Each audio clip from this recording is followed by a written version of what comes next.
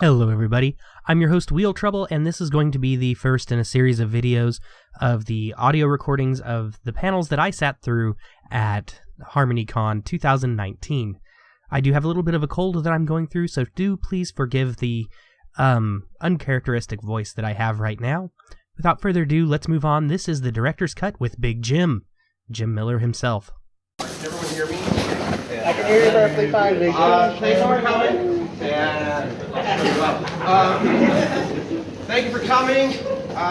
We're going to watch the episode Sounds of Silence today. Is there anyone who has I love that episode. So you guys have never seen it? Never seen it. Because I'm going to be stopping and starting and making jokes and comments as we go along, talking a little bit about the production of the episode. It's a Kieran episode if you haven't seen it. If you haven't seen it, you're probably going to want to watch it again. We're going to be starting this topic. So we'll dim the lights a little bit. Oh, and also, once we're done, it probably will only take maybe 40 minutes at most, and then at the end we'll do like a Q&A if there's time. It can be about this episode, it can be about anything on the show. I do reserve the right to make fun of you if you ask a question you know I can't answer. So, that's man, give them a prize. All right, is everyone ready? Yeah. Whoa! Great. These two are going on a friendship quest. This is amazing! What do you mean, Twilight? We've been So we haven't seen that in season 8 at this point. This is episode 23. 23. We hadn't seen the map in a while. So we thought it was a good time to do another map quest. And you know, when they were doing the initial writing of it, I had to send a note like, hey, we've seen Fluttershy and Applejack on a map quest before, so let's make sure we at least acknowledge that fact. So that's what some of the jokes about like them being awesome. This is the first time the map has teamed up the same ponies for a second quest. That is special. Must be because we're extra good at solving friendship problems. Exactly. So that's why. Because it looks like this one might be a little tricky. Lots of butts in this shot. So, going back a little bit, there's that mountain on the table. It's not in the actual original design. We had to, because this was a location that we never knew about before, because it's invented specifically for this episode, we had to add it into the map, and it's sort of overlaid.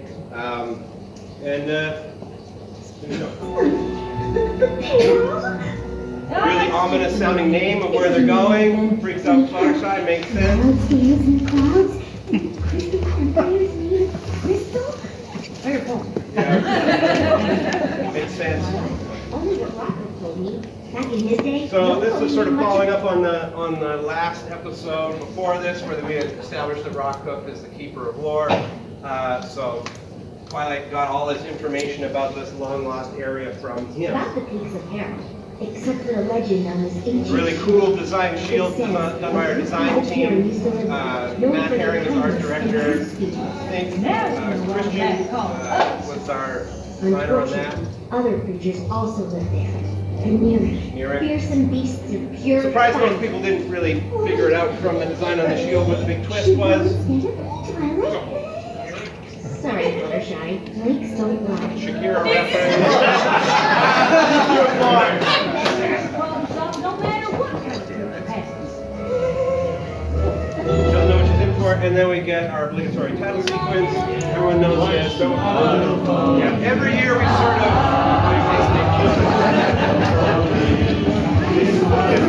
actually, if I interrupt for a second, you'll see that we've updated this title sequence for season 8. We added the school kids, and we added the classrooms. So we sort of picked our moments. Still kept the same vibe, but added more characters, of course. New throne room. Funny story about the throne room. When they were working on the movie, no one told us they changed the throne room. So we were watching an early cut of the movie, and I was like, wait, we're already in production on season 8, and season 8 is supposed to take place after the movie. We need to change the throne room, so there was a mad scramble right at the end to not only take that design from, because it was built in Harmony, so it looked very different than the show. So we had to simplify it and redo it, but thankfully our art director got it done in time, and we managed to adjust it. So, crisis averted.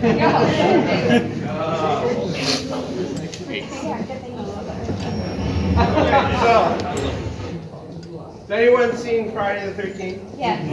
Anyone seen Cabin in the Woods? Yeah. You know the Doomsayer? Yeah. This is the Doomsayer coming up. It wasn't totally written like that, but when we got to it, it was like, oh, this is the Doomsayer. And we actually, when we were casting for the voice actor for that character, we had a bunch of people come in, and one of the guys who came in, who ended up getting the part, is this guy Ron Halder, who had auditioned many times for the show. Has a very sweet, sort of grandfatherly voice, and then we told him to be really crazy, and this is what you get from Ron, and it was amazing.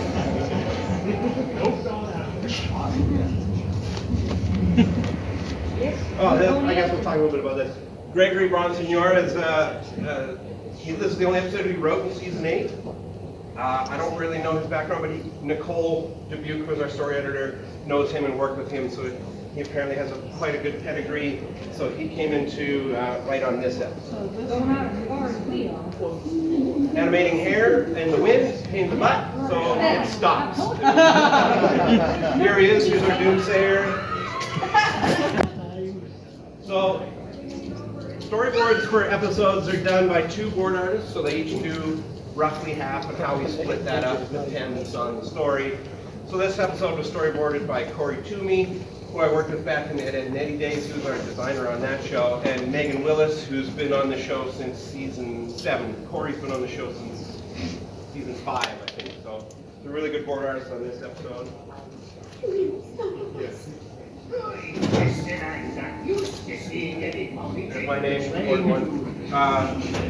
What happened? This is a blue screen of death. Okay, so board artists often put a lot of really cool expressions on the board that sometimes we can't do in Flash. We are fortunate enough sometimes to have some very industrious artists on our layout team who will go in and build them, and you get stuff that looks like that.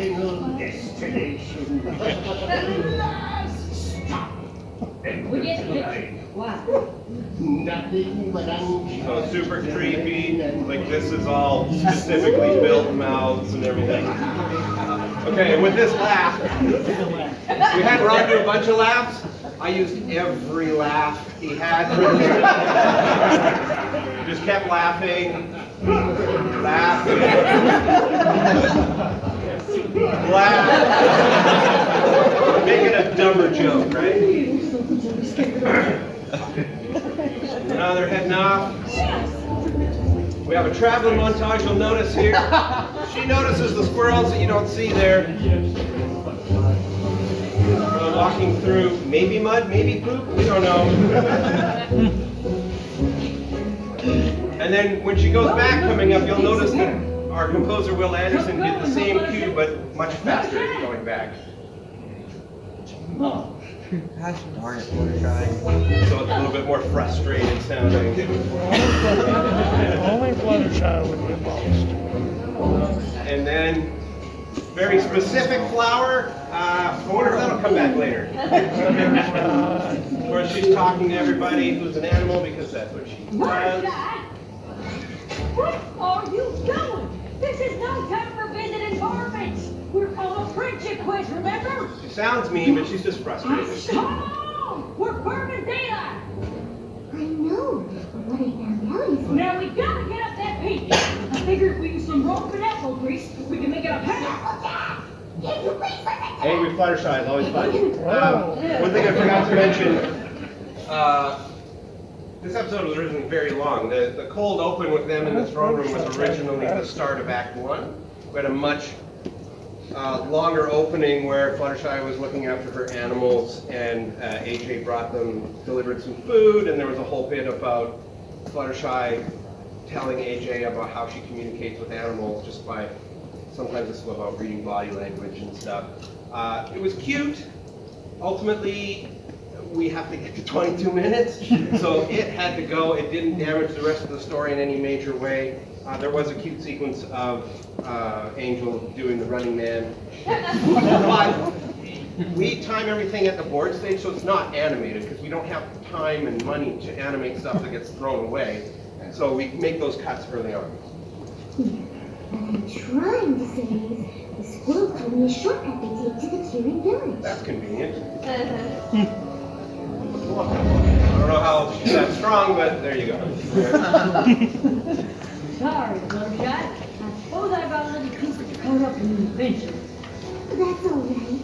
If you hadn't come back to get me, I probably would have... A little bit of journey to the center of the earth, land before time, stuff here.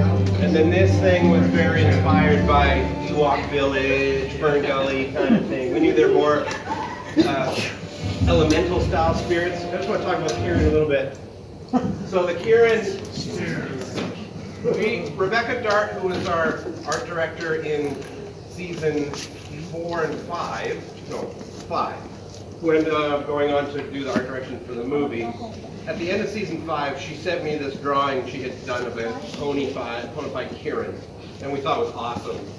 And every year I'd send it to the story editor and say like, hey, we have this thing, we should do something with these guys. And in season 8 I had sent it to Josh and Nicole, and they were both like, oh, this is awesome, we're finally going to do something with it. So if anyone loves the Kieran, you have Rebecca Dart to thank for the Kieran. The designs are based on her initial design. They've been simplified a little bit to Flash, but that's why they look awesome. Show yourself! So that's a repurposing of a Celestia build, just sort of adjusted. It's the tall one. Hi, I'm Applejack, and this here's Fluttershy. I'm in charge because I'm the tallest. Literal Nothing neckbeards. from these guys. Wanted it to be really awkward. Okay, so the head nod thing, the loose reference to not only dogs when they're listening, but has anyone seen Princess Mononoke? Yeah. You know the head spirits with the floppy heads? Yeah. There you go. Quiet, we're from Equestria. We wanted to play AJ a little bit like an ignorant tourist. So, what are your names? Exactly. Applejack. Slower and louder. Fluttershy. Remember? If you've ever been to Europe, you've probably seen someone do something like that. You understand Polish? Oh, but you don't speak? So of course, Fluttershy is a little bit more intuitive than AJ. Seems like family mix. AJ's got no tact. Ask a yes and no questions, or you won't answer. Black Cup and Angel Bunny? Not exactly. I can always tell what Angel's feeling, but he's hearing you. Don't show anything. Well, how are we going to solve a friendship problem if none of them will tell us what it is? Exactly, that's called conflict. 15 minutes of the show. So one of the things we wanted to do with the Kieran was they had horns, but we didn't want them to have typical pony magic. So you'll notice when they use magic, they don't have an aura the same way that a unicorn horn does. The little stripes light up. Yeah, that's neat. Also, we didn't have time and resources to build a ton of Kieran, so there's like 4 that we sort of mix and match parts on and recolored. And the only way to tell males from females is their eyes. Females have eyelashes. The sacrifices of production sometimes. You know, it's a lot of work when you're designing a whole new location and a whole new race. We don't get any extra time for this kind of episode. It's the same amount of time for every episode. We want them doing real earthy things because they're nature-like beings. Knock, knock. Really bad dad jokes here. Police who? Police, Please say something. I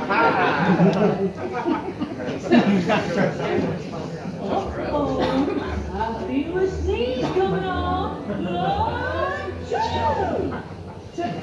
So we don't know if in Equestria they even have religion. So would she even, was she expecting to say bless you? Gesundheit? Who knows? Right, Celestia. Oh, there you go. Celestia? Don't any of y'all talk?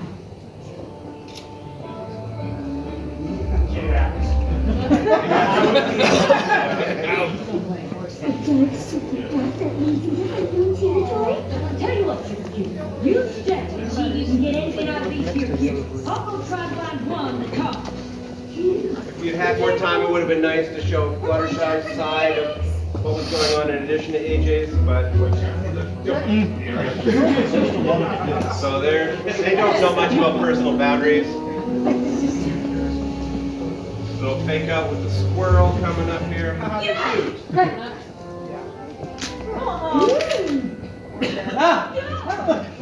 Okay, so Autumn Blaze. Let's talk a little bit about the casting of Rachel Bloom. Does anyone not know who Rachel Bloom is? She's a celebrity. She's the star and creator Crazy Ex-Girlfriend. And she's there's a lot of songs and stuff on that. Now, normally what happens when we have a guest star on the show is, with the past ones like Patton and Lena Hall and Weird Al, we'll see someone either talking about the show or saying they're a fan of the show, and then we'll reach out to them, and then through the magic of TV production, we'll work out a way to bring them on the show. This year, Hasbro wanted to do something a little different, because usually those interactions in the past have been through Jason reaching out, Megan reached out to Lena, I reached out to Patton. This one, Hasbro wanted to try and go for something a little different, and they went out to a bunch of different people. Some people hadn't heard of the show, some people weren't interested.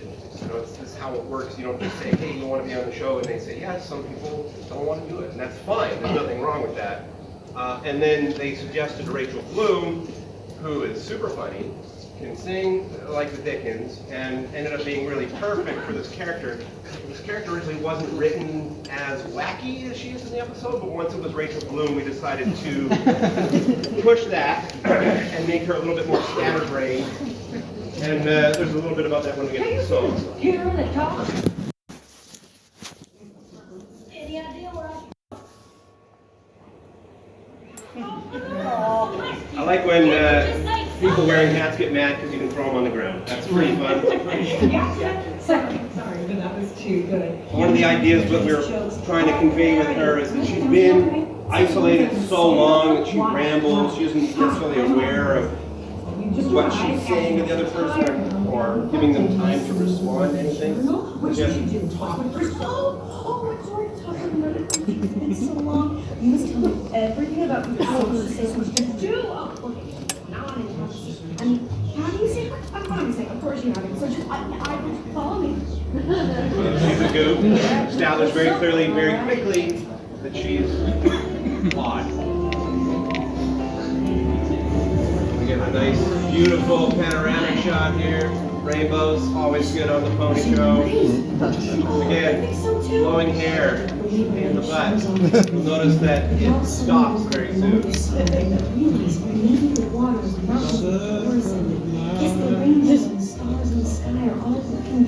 Bit of a hippie. We are part of the everything. That maybe there's just one thing, and we are all. Not exactly sure what that means, but there you go. Yeah. And this is just the first stop on a journey of amazing things to see, smell, tip them through. Oh, I wouldn't be able to share all this with anybody in forever. Since they all took that round of silence. So it's a lot for me to, process. Well, the layout people did a lot of extra enunciation mouths for that to get some of the extra emphasis on things. I hope it's not a silver subject, but you might explain why y'all went quiet in the first place? It's a long story. So, we got a big joke coming up here. No. I'd rather see.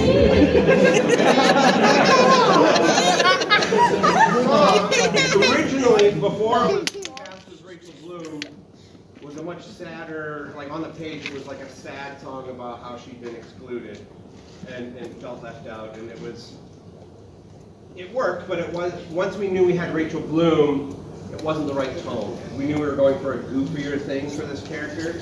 But by that point, the writer had moved on to other things. Nicole and Josh were busy dealing with writing the finale, so I had to take a stab at rewriting the lyrics. And then thankfully, Nicole polished them up. So I did like a comedy pass. So a lot of the goofy jokes and stuff were things I wrote in, like all the Phantom of the Opera stuff. So I added that stuff, but Nicole then made the structure work, and then when we gave it to Daniel, he even polished it up even more, and then Daniel and his guys made the tune around it, made everything work, and then Megan Willis boarded this, and there's some, okay, so the faces on this, this is a reference to a show I like called Last Man on Earth with Will Forte. Anyone ever seen that? At the beginning of that, the only friends he had were inanimate objects with faces on them. Kieran used to speak and sing. You weren't always quiet. We told stories and funny jokes. Then it was a riot. Got a couple references going on here soon. After this. And hurtful words were said. Flaring tempers were inflamed. Destruction quickly spread. And raining recollections had even burned So the AFX on that looks really cool. Where was I? Oh, right. My happy village played influenced relationships got worse. So they start fighting again. Quickly learned that words could be a curse. No more talking, yelled our leader. The last thing said out loud. Into the stream of silence, we stepped. It's actually ended up being tricky having them go in and having the flames turn off as they come up on the other side. The way to speak my thoughts, I got super bored. Seriously, there's only so long that's a joke who can keep you entertained. Shot. Let it rain and shiny apples, sometimes don't break words. You can't give up your life. Really nice faces on this one. It's a lesson I have that vision, did a good job on that. I was stuck in silent prison with the voices in my head. Till I tripped over myself. Hey, remember these flowers from before? Found a cure to clear my pipes, and I became quite shy. With years and years of stored up words, I drove my village batty. It didn't like much. So you got it on the waterfront reference. Or no, okay. Hamilton, Citizen Kane, Variety Magazine, Phantom of the Opera. We're well rounded in our references at this point. This is really funny. Because the singer's in love with another dude, so we took her away on this underground gondola. I mean, who If does? anyone's ever been to the play, the chandelier flies across the ride. Clear, I had to make my choice. I could stay and live with them, or I could keep my voice. So I came here and left the couch along their hearts and She left it there. I'm assuming it just dissolved in the forest.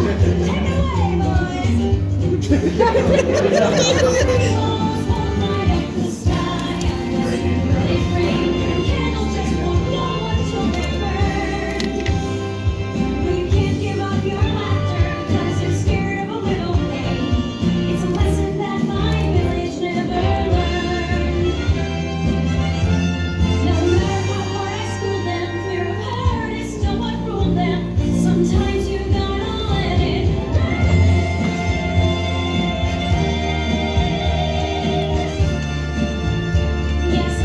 You get a little bit of that sadness in the original version right at the end. So, beautiful performance by Rachel Bloom. She nailed it when she recorded it for us. One of the tricks to timing out songs is trying to get some of those actions and those cuts on the beats of the song. I think it worked out pretty well in this version. Megan did a great job boarding that out. Can't believe it. No pony should give up their feelings just to keep from getting angry. That's what I said. You know, when I started talking again. But this here's the problem with Fluttershy, and I came to help y'all with it. It is! Who's Fluttershy? Did you mean your shadow? Mine's called Silhouette Room of the Sundown. That was my line. Cool like that. I'm thinking if we just go talk to the other Kieran, we can get him to welcome you back properly. Maybe even convince him to take your cure. It'll be that easy. Yes, of course. Oh, just one small thing. The antidote for my anecdote, it's gone. There's no cure left? used the last of the full spring flowers to make it, and I haven't seen them bloom since. Not an ethical farmer, apparently. You gotta leave some to reproduce. I'm gonna start by getting your friends to welcome you back. And then we're just trying to keep her weird. So this bread just sort of like a carrot horn.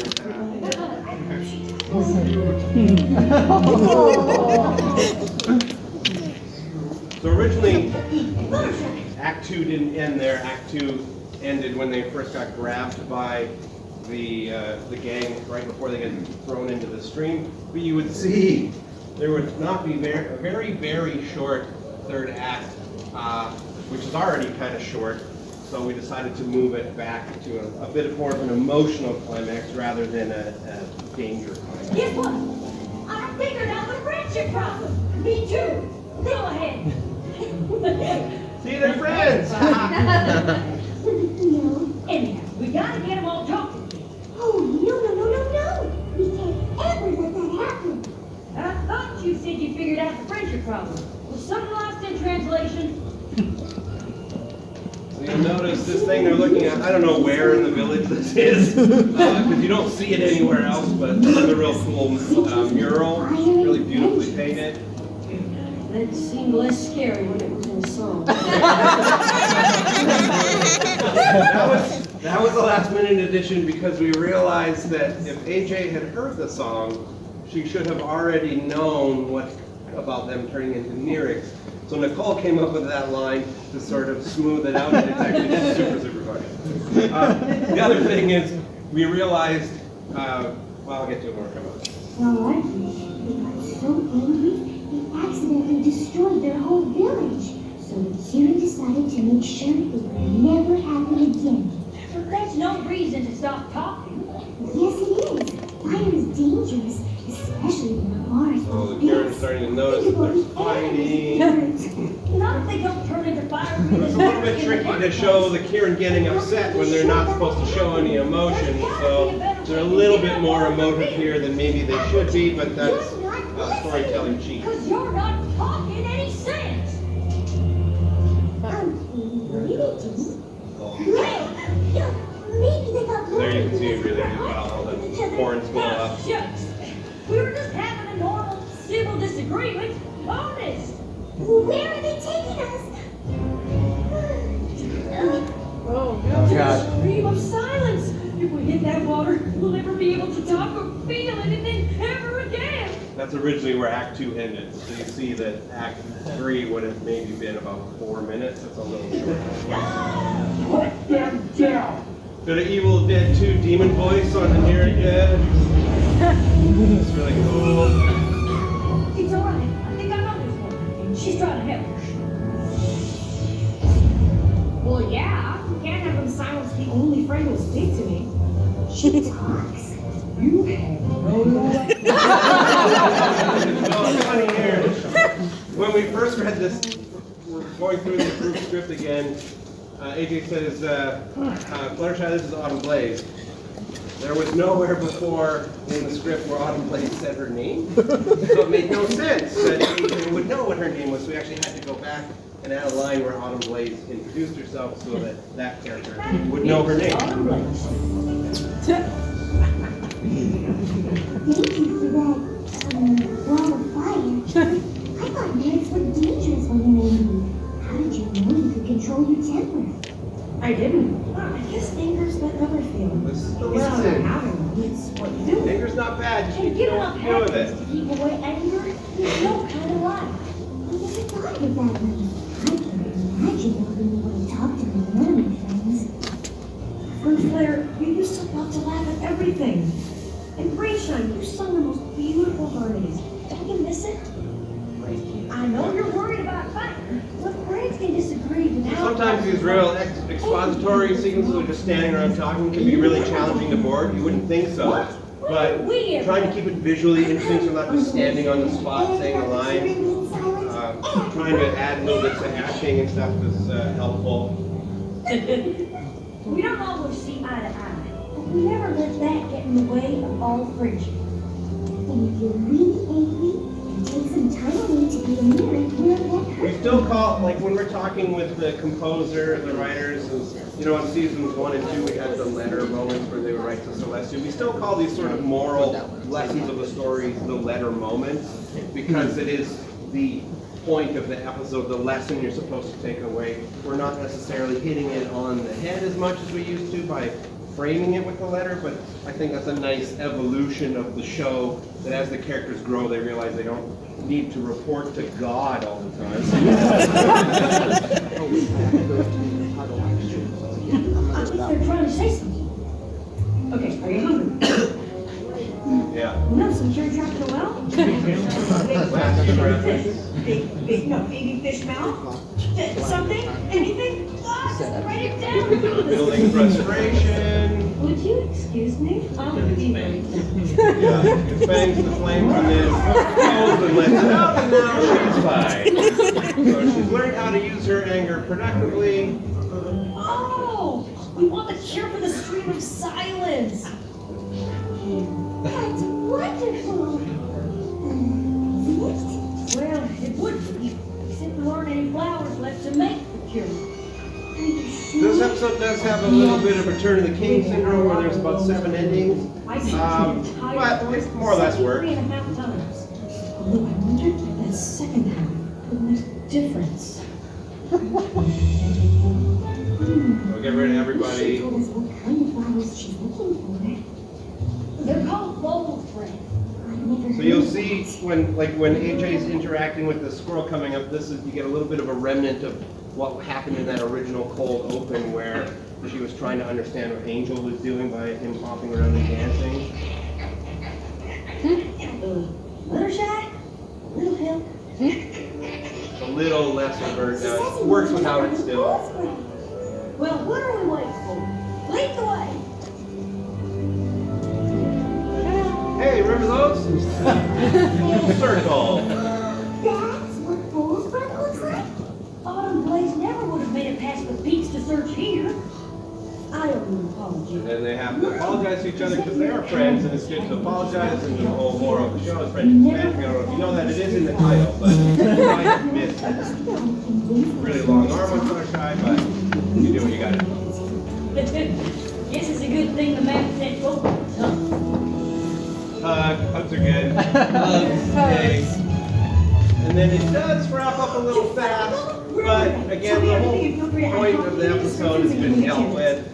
So, it doesn't need a lot of an extended ending. Just analyze.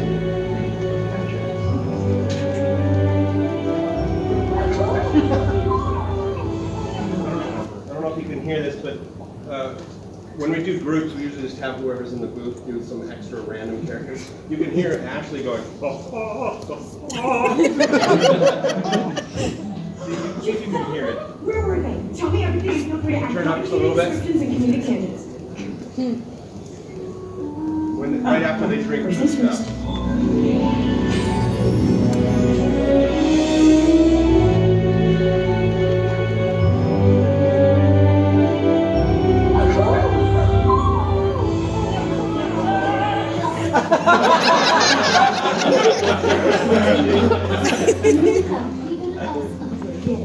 Realization that anger is within us. So another bit of a letter writing moment. How we let it out. We would very Reiterating much the like point. it if you came back to live with us. I can't say how much we miss your beautiful voice. Surprise!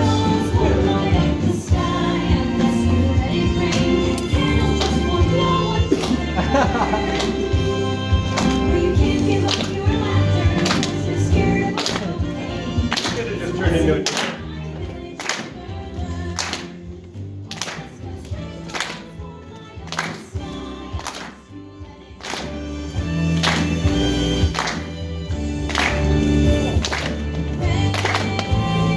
Well, this is back to the speed with AFX, there's a bit of a rainbow in there. And this is how fast it ends. High five.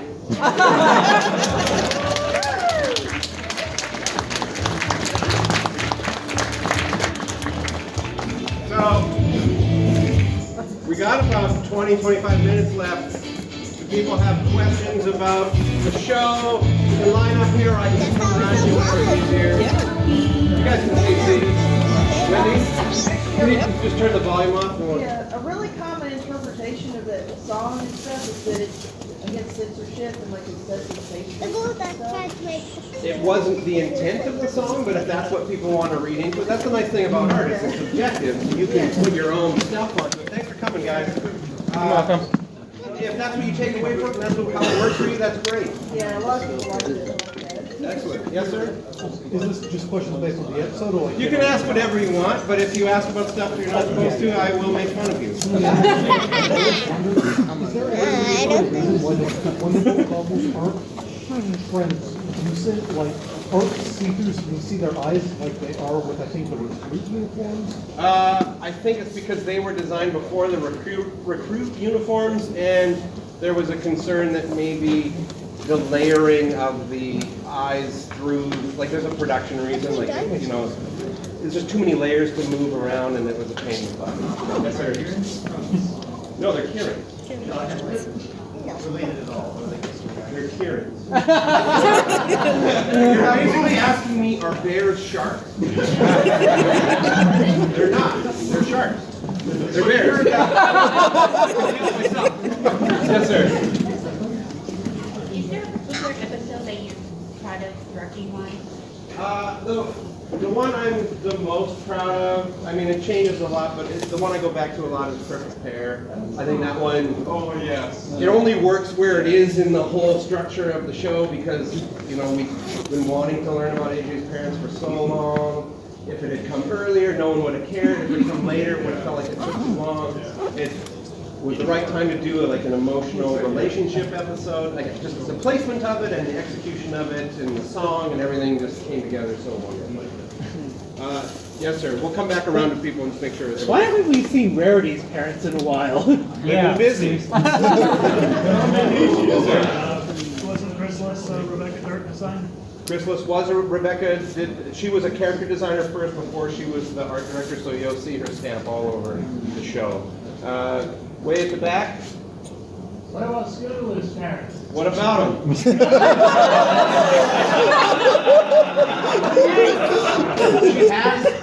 She has parents. Whether or not they exist anymore, who knows?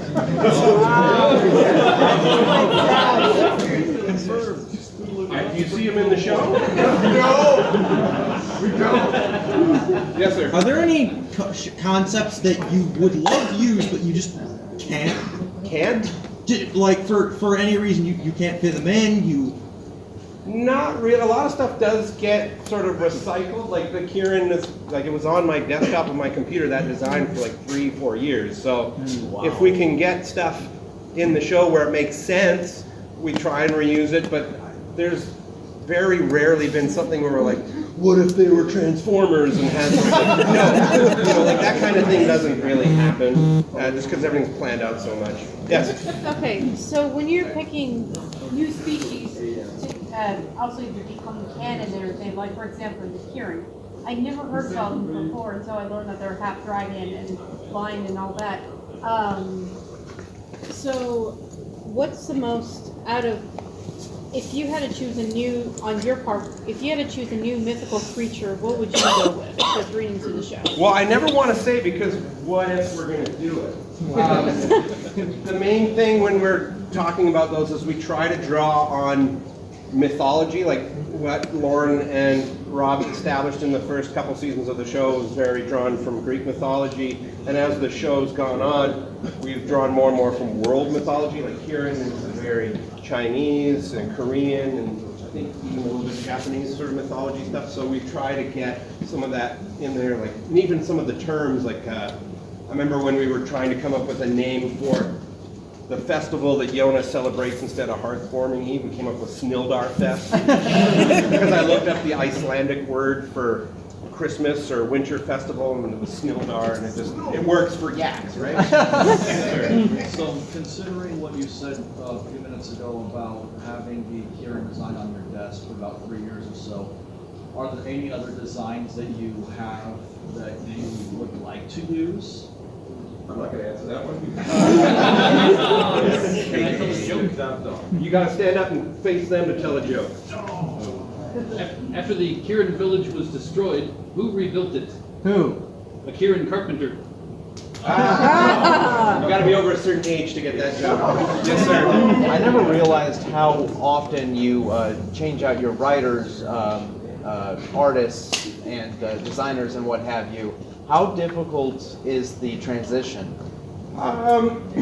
It depends. It's not always difficult. Like there is no writing staff per se. Like it's not like a TV show where you have a writer's room and the same people are there all the time. Everyone works on a freelance basis, so that's why you'll sometimes see only one writer does a single episode a season. Sometimes they come back, but it also depends on what other opportunities they have.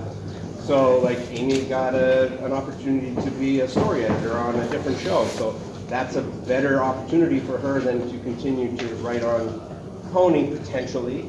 So she explored that, but in terms of how it affects us making the show, is that what you're asking? Well, like you got to keep it in a certain realm.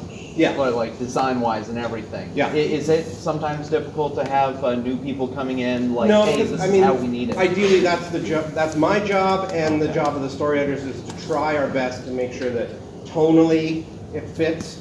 And I work with all the designers and the art director to make sure that artistically and design-wise we don't break too far out of the established style of the show. So that's part of the gig. And that even if you had the same writing staff for everything and the same artistic staff for everything, just the idea of introducing a new creature, you still want to make sure that it fits within the design style. Yeah. Yes, sir? What do you want it to be? I don't work on Equestria Girls. Why are you asking me?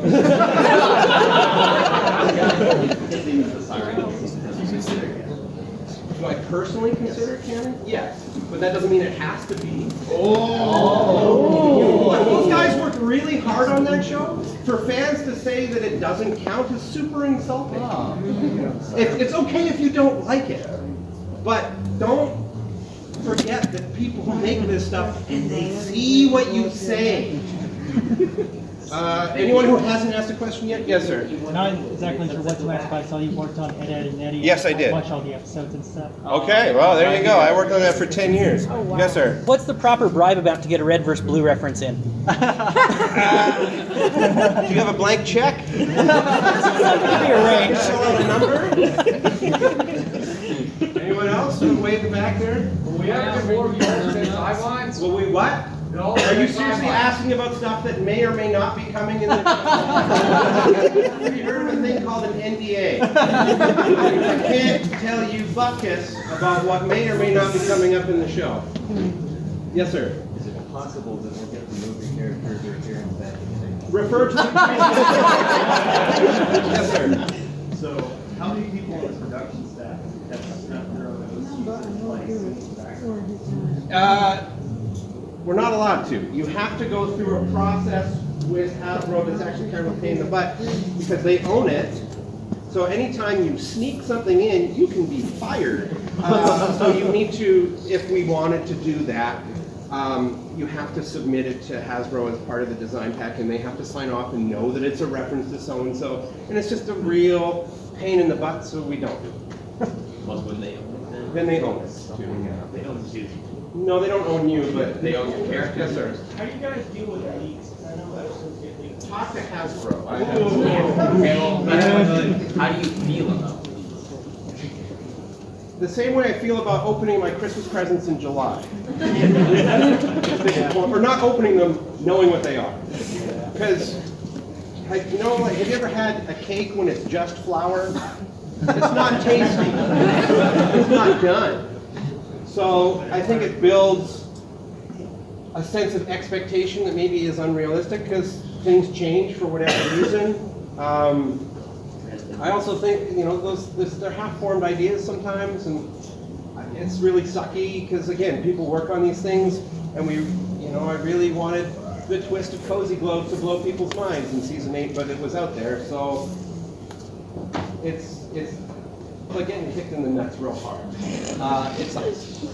Don't watch the leaks. Have you had a cake that's only flour? I've taken a spoonful of flour. So. I have two questions. Okay. Who's your favorite pony? Applejack. Second question. If you had more creative freedom with the show, if you didn't have to target it to such a young audience, are there any themes that you would play around with more? No, because the show is the show because of the restrictions on it. I can appreciate that people want the show to be something more than it is. But you all came to the show because of what it is.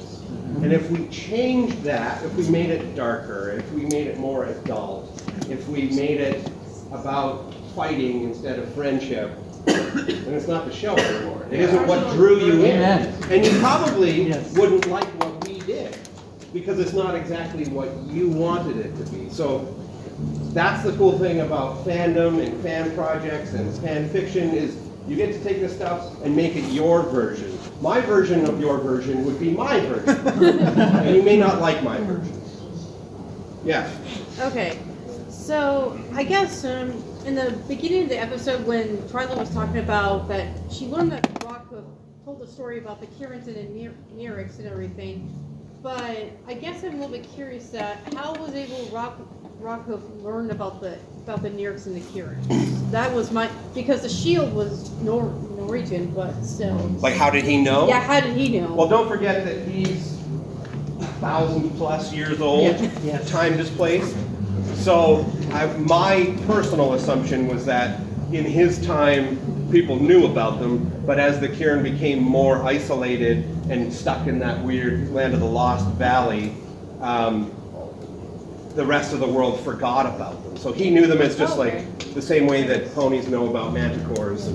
And there is one thing I just remembered. The best character from the whole episode was the train conductor, Tony. Oh, yeah. I felt like he was the kind of person that has worked on It's a Small World ride for 2 months. I figured it's funny because if you think about it, what he's going through is pretty similar to what Autumn Blaze is going through. He's at the end of the line, he's by himself, and he's going crazy. Yes, sir.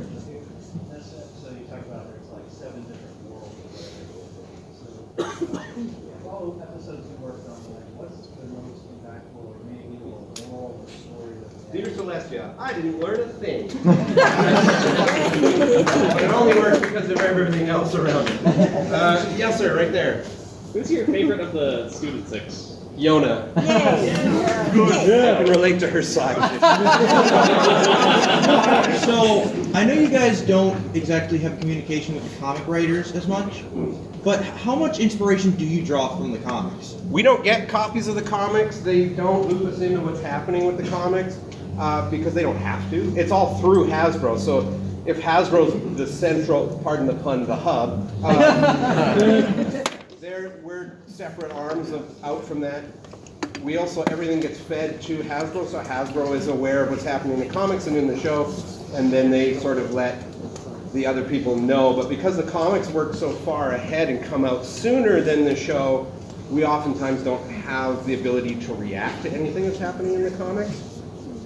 So it's a bit of an unfortunate situation. Like in a perfect world with a ton of time and a ton of money, we'd be like Lucasfilm and have a Pablo Hidalgo kind of guy who knows the entire timeline and when this happened and when this happened, and we could email him and go, hey Pablo, if we make Celestia X number of years old, is that going to screw up anything in the comics? And he'd be like, well, you better make her X plus 6 years old because blah, blah, blah. You know, that would be perfect, but we don't have that. Because this is a show that wasn't designed to have this level of deep continuity. So that's sometimes where you see hiccups. There's always next generation. I'm not talking about that. When it comes to characters that don't speak or animals that don't speak, what are the kind of challenges for communicating? Well, depending on the situation, it's like watching a mime. Depending on how good that mime is, you're either going to get it or you're not going to get it. So there's a lot of thought put into the movement, and is the movement conveying the idea properly? And you can get some real nice poses, but then again, if the timing of the animation isn't correct, the poses may not read properly. So it's definitely a fine line for balancing that stuff. Anyone who hasn't asked a question yet, who wants to ask a question, we can go around to people who already have again. All right, yes sir. Have you guys ever submitted a completed episode and have it sent back saying that you need to correct anything? No. Everything's done in stages, and Hasbro weighs in at certain stages. It would be a colossal waste of time and money if we went away and hid in our dark animator caves for most of a year. I'm like, here you go, and they're like, we are not paying for that. So, like, they weigh in at the script, they weigh in at design, they weigh in at animation, they weigh in at music. So they've seen it many, many times, so they know what they're getting. Anyone else got questions? Yes, sir. So, freelance writers, how does that work? You just have like a bunch of people throwing stuff at you, or? No, there's all the writing's done in Los Angeles, and everyone who works on the show is a member of the Animators Writers Guild, and there's a pool of talented people who live there, and the story editors have worked with other people on other shows, and they'll often bring them in, or they'll hear about them from friends. Like, a lot of it is who you know and being part of the guild. We've never had anyone who someone hasn't vouched for. Are you someone who wants to get into writing? Is that what you're asking? Just curious. Just curious. If we wanted to contribute, or just how that process works. That's the unfortunate thing with TV production and like voice acting and things is there's, like with voice acting, there's a union, and you have to become a member of the union before you can even audition for shows, and then there's no guarantee that you're going to get picked to be a voice on the show, so you don't really just get to say, I want to be the voice of SpongeBob SquarePants. It doesn't work that way. So it's complicated, and I'm not doing a very good job of explaining it succinctly. Did you want to be the voice of SpongeBob? Who doesn't? Mr. Thompson, you had your hand up?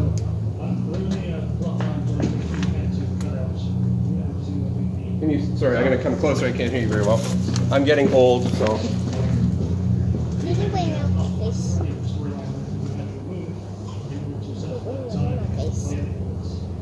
No, we very rarely have things that are removed other than for time issues. And, every once in a while we will get a request from Hasbro to please include such and such as a toy element, like 603, the one with the gift of the Mod Pie, when they go to Manhattan for the sister present day. They had this swan boat coming out. They said, we want to feature the swan boat somewhere. And then they sort of leave it up to us how we're going to deal with it, where we're going to put it, how we're going to feature it. We're in New York. They're in Central Park.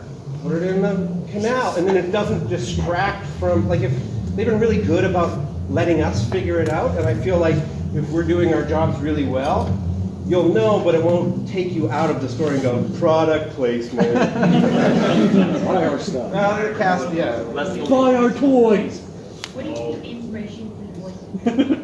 For Troubleshoes? When I got that part, I based it a lot on Billy Bob Thornton's character in Sling Blade. Very poor imitation of that. Yes, sir. After Gen 4, are you wanting to move to new projects, or do you want to continue? I'm not really aware of what's going on, and I can't speak to anything that's coming up, but if Hasbro is going to do anything beyond this version of the show, it won't be with DHS. No, I mean, like, for you For me? personally, do you want to move on to newer projects? I think that if, I've been on the show almost a decade. I think I should see what else is in my brain. Yes, sir. Do you still wish you could use another software instead of Flash? I wish we could draw it. It's so much easier to draw it, but that's me. I drew boards on paper. We have a lot of amazingly talented Flash artists, and the things that we do on this show in Flash are things that I don't think we should be able to do in Flash. Sometimes the main issue we have with Flash crashing is when there's a ton of characters in a scene. So a real basic episode, but the Breezies, because there's so many characters, even though they're this big on screen, we couldn't open preview versions of the the files to look at, so we had to render whole the scenes to look at them, and then go, oh, that's screwed up, go back and switch back and forth, trying to fix it. It's a real pain. Do you somehow figure a way to use render Harmony? That's more of a 3D thing. The rendering is all like I'm not as much of a computer. I'm not a tech guy, even though I look like I should be at I'm not a tech guy. Yes, sir. Did you ever get time to look into seeing whether or not you could or would want to work with Harmony when they develop it for the movie? Well, see, the thing with Harmony is that would mean we'd have to start from scratch again. Like, there's no porting over of assets. And by that point, we had 7 years of assets. It also is, it would require a bigger staff. It would require more computing power. It would require retraining our entire crew. Like, it's just not financially practical. So we're just staying with Flash. Even for a different project other than... VHX is in the process of moving over to Harmony and stuff, so you'll see other stuff in VHX that's 3D and Harmony, just because everyone's moving to Harmony. Flash is not supported the way it used to be. You'll still see some shows in Flash, but it's being phased in. Yes, sir. Yeah, I was wondering, I know that Hasbro will give you things that you want to have in their show as far as toys and everything. Have you ever seen them do something reverse where you have some show that they had initially planned that they took and then turned into a toy? Yeah, I mean, a little bit. Some of the, like those Guardians of Harmony toys where they did, like, we never expected there to be a shining armor and in his armor fighting whatever it was he was fighting in the toy. So they took that backwards and said, okay, we're going to do that. Yeah, I mean, those decisions, they don't need to tell us that. I was just like, oh wow, cool, look, they did a thing. But, yeah. Yes? Do you have a least favorite? A least favorite pony? Not a big fan of Babs. No offense to anyone who likes her. Not, for whatever reason, it doesn't work for me as well. Yes, sir. Well, I was going to ask, wasn't a different software other than Flash used for season 7? Nope, it's all Flash. It's always been Flash? Always been Flash, it will always be Flash. Good. Yeah. Checking the time, I think we got about like 2-3 minutes left. Back? Do you prefer the animation style used in the movie to the animation style in the show? I like the simplicity of the show. The movie's beautiful, but it feels movie. You know what I mean? Like it's extra. And like all the lighting, everything is super beautiful. I think it would drive me nuts on the show because it's like we don't have time to do all that stuff. I just got to get to the next episode. Yes, sir.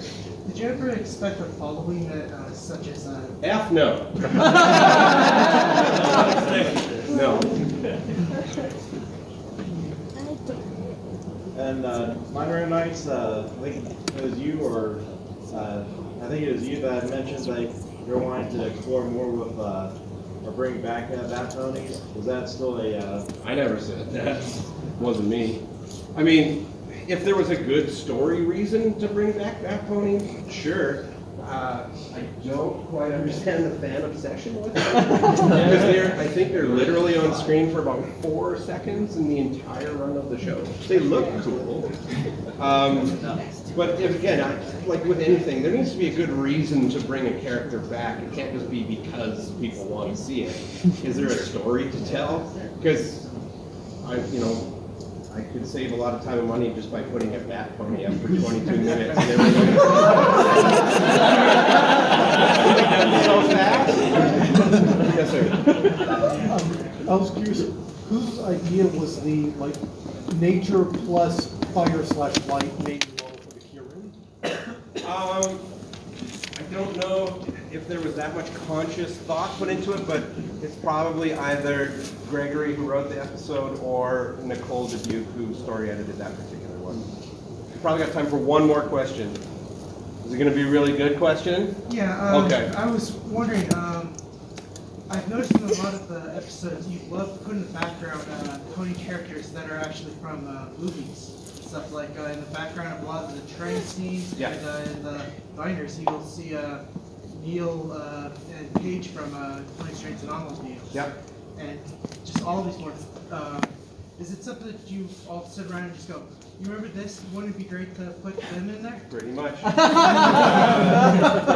Again, look at me, I'm a huge dork. I love all sorts of things, and especially if it either is super funny, like my rule of thumb with references should be, it's funny if you know the reference, but if you don't, you should still be unable to understand the story. So it should never be a joke where if you don't know who those characters are based on, that you're lost. So, but it's fun. It's fun for board artists. It's fun for the layout people. It's fun for the designers. And we're making cartoons. It's supposed to be fun. We're all fans of the old Looney Tunes cartoons, and you'd see like a version of Peter Lorre or Humphrey Bogart. And as a kid, you didn't know who those characters were. You didn't know who those actors were. It's Peter Lorre, and I'm like, who's the guy with the weird eyes and the buck-teeth? Now I know, and I appreciate it even more. But as a kid, I don't know, it's fun. Anyway, I think we're going to have to wrap it up there. Thank you so much.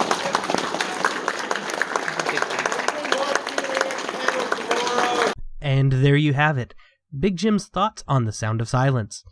And join us for our next episode where we actually get to enjoy the opening ceremonies. That's right, Big Jim's panel actually took place before the show even officially got started, just like a director for you.